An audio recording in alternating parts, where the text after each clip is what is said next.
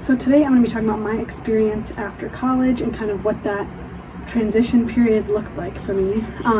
Just to give some background, my major was health promotion and performance. I also got a social media marketing certification and my personal training certification.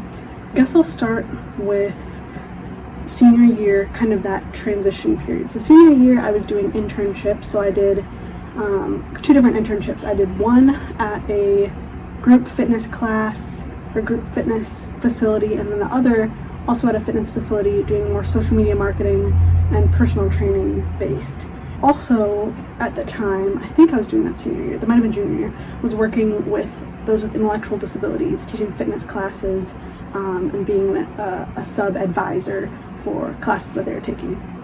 So anywho, my biggest tip senior year when you're about to transition, I mean this is kind of all throughout college, but is to try everything you possibly can within your career. That's like my number one tip. So being health promotion and performance, I tried, assisting with adult sports leagues, with kids sports leagues, personal training, group training, social media for a gym, hosting like group fitness events, working with those with intellectual disabilities in fitness, working with athletes, all sorts of different stuff is what I did. And that's my number one tip, is especially senior year, as you're kind of going to be applying for different jobs, have an idea of your ideal top career paths, because I know it can be very overwhelming, especially at least with the major of health promotion and performance.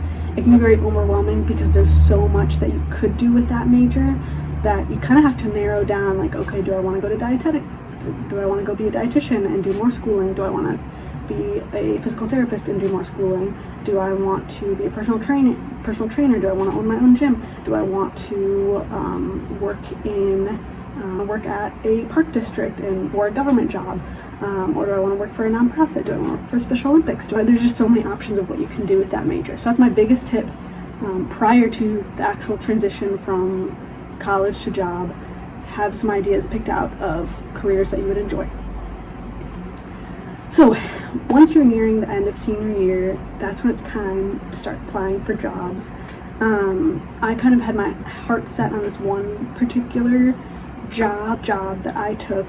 I mean, everyone's so different, so you don't have to do it the same way I did it. I took a very entry-level job, no college degree required, and knew that I wanted to kind of move up the ladder at that position. And that's ultimately like what you're gonna do anyway. There's no way you're gonna start with a six-figure salary unless you're like computer science major maybe, or civil engineering or something, computer engineering or something like that.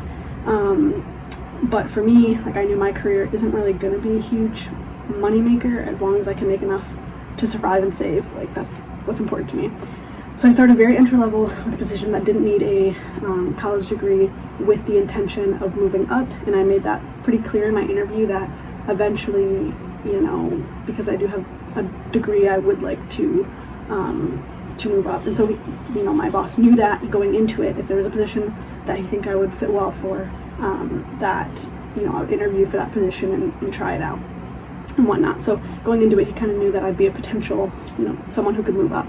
So I took the job and ended up working my way up to a position that did require a college degree. And I think I really valued that time where I was very entry level.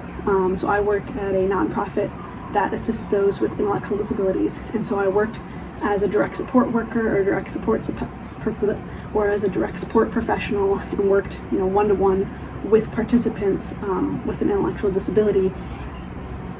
And that I think was really important to better understand, because now as a program coordinator, I am, in charge, so to speak, of direct support professionals and the participants and making sure things go smoothly. And so having that experience as a direct support professional and now being in charge of other direct support professionals, I think that was really valuable, because I got to get to know everyone, understood the process, and that took about 8 months for me to get promoted.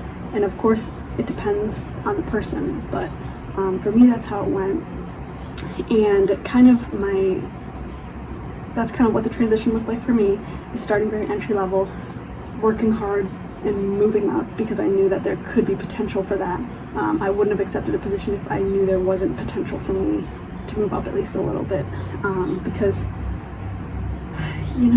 where I live is very expensive, and I want to be able to live comfortably and not have to, I budget, but I want to be able to not have to be super worried about money all the time. I want to feel comfortable and not feel like I have to budget to the super duper extreme.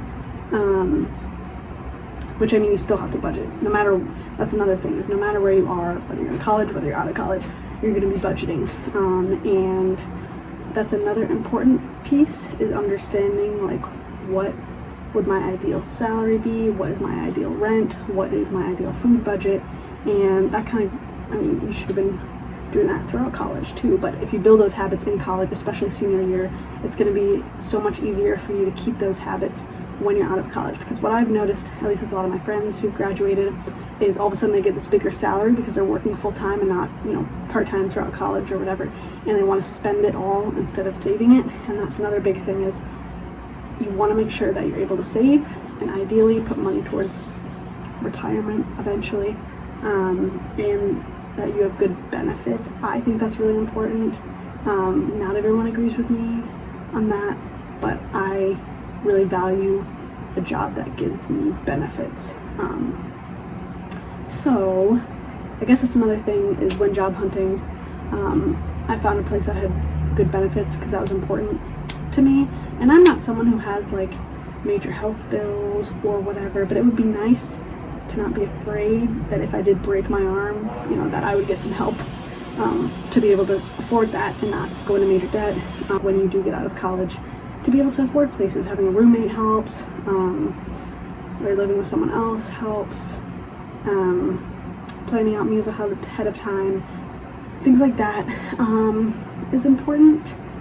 And I don't know, I don't have that much really to say. Ultimately, like, life after college is whatever you want it to be, I guess. It's however, what you value most is how you should transition. If you value benefits over a higher pay, go for someone with benefits. If you value working a job that, doesn't stress you out as much, go for that. And you kind of just got to figure out, like, what does my ideal position look like, and how can I take baby steps to get there eventually. Because the first job you get out of college might not be a job you enjoy. It might be a job you really enjoy and you want to stay with that company for years. And so it's all about finding out what your values are throughout your college experience. What are my career values? And then pivoting towards the end of senior year to finalize what would best suit your values and what you want to do. So yeah, that's about it. Hopefully this was at least a little bit helpful.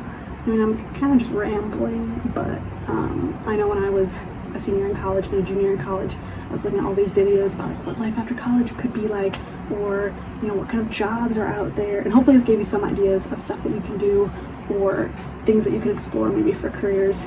But yeah, thanks for watching. Bye.